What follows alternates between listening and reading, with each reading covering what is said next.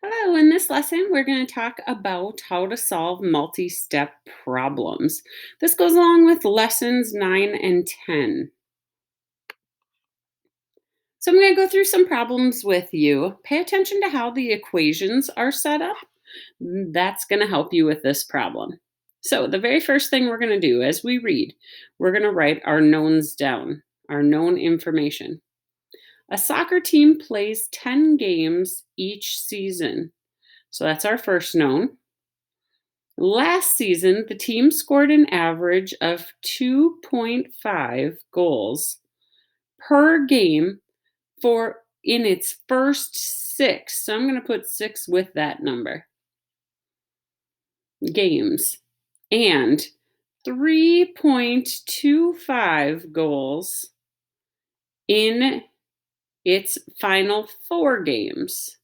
So again, I'm going to kind of put those together. How many goals G were scored by the team last season? Well, the first thing we need to do is we need to combine the things that already are shown that they're combining.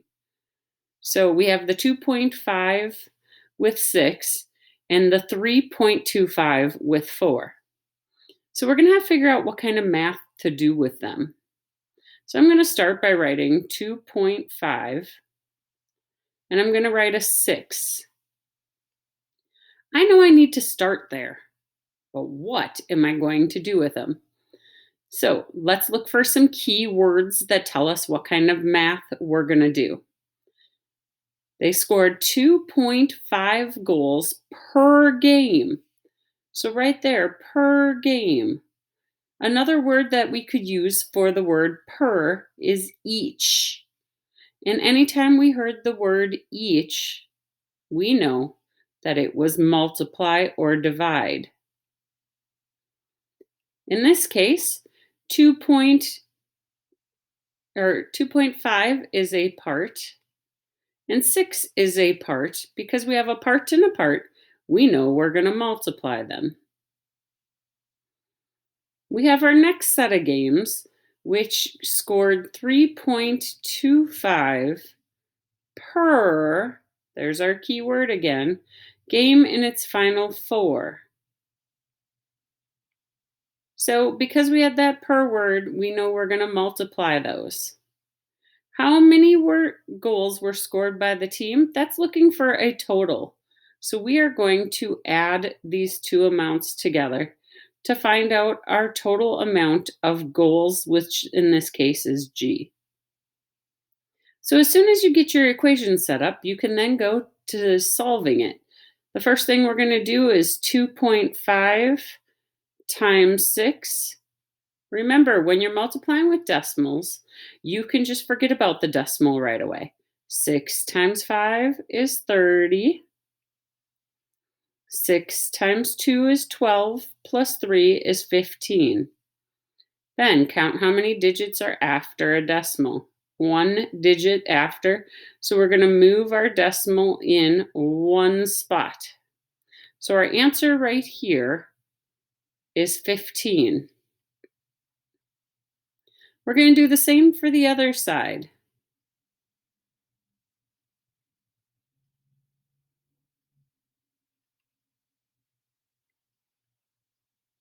So we get 4 times 5. 4 times 2 is 8, plus 2 is 10. 4 times 3 is 12, plus 1 is 13. We have two numbers after a decimal, so we're going to move our decimal in two spots. So the answer for that one is 13. Now the symbol that was between them was add, so all we're going to have to do is go 15 plus 13, and we come up with 28. So G equals 28, and the G stands for goals. Let's take a look at another problem.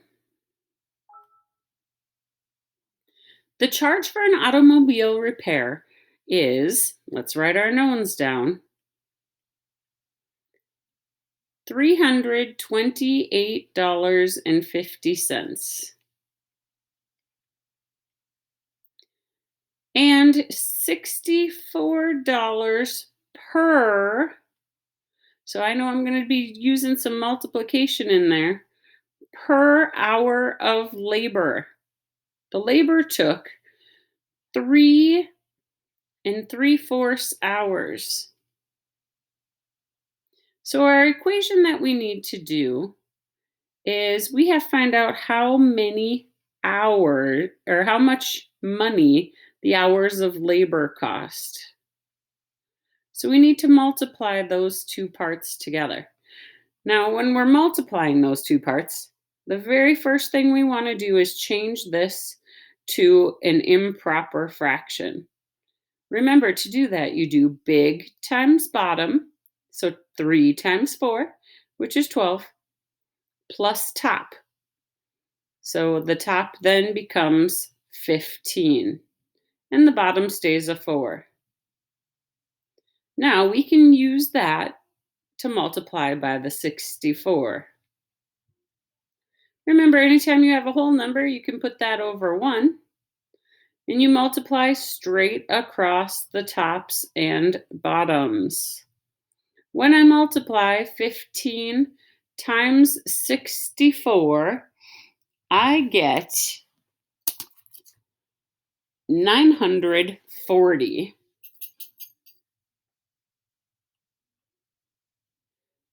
And 4 times 1, I get 4. So really remember, this means it's a division problem. So when I do 4 divided by 940, I get an answer of 270. So this answer right here is 270. So that's how many dollars it takes for the labor. But remember, we also have the parts. So we need to add in how much it cost for the parts. And then we will get our total cost of the repair, C. So when we add the $328.50 to the 270, make sure you're lining up your place values. Remember, you can always add in a decimal, and you can always add in zeros to hold the spots so you can add correctly. Then you're going to go and you're going to add up all your digits, keeping your decimal in the same spot if you had lined everything up. And you should get that C costs $598.50. Don't forget your label. All right, we're going to try one more example, and then you can try 9 and 10 on your own. Okay, let's take a look at this. Our very first step, we want to write our knowns down. Auditorium has 215 rows with 35 seats in each row. Now, right there, it gave us that big keyword, each. So each means that we are multiplying. Then a reservation is required for the first 6 seats of the 75 rows. Again, 6 seats of each of the 75 rows. How many seats do not require a reservation? So our first thing, we got to find out how many seats are in this auditorium. So you're going to take the 215 rows and you're going to multiply it by the 35 seats in a row. When you find that answer of 7,525, that is our total amount of seats in the whole auditorium. But a reservation is required for the first 6 seats of 75 rows. So now we need to find how much 6 in our 75 rows each. So we're going to multiply those. And we get an answer of 430. Now, 430 need a reservation out of the 525. We need to find the difference in these, which means subtraction in order to find out how many seats S do not need a reservation. And when I do the subtraction, I make sure I line up my place values. I find out that 7,095 do not need a reservation. So that would be 7,095 seats. Again, don't forget those labels, those are important. Give 6, 9, and 6, 10 a try and check your answers. Make sure you're showing all your equations with the variable.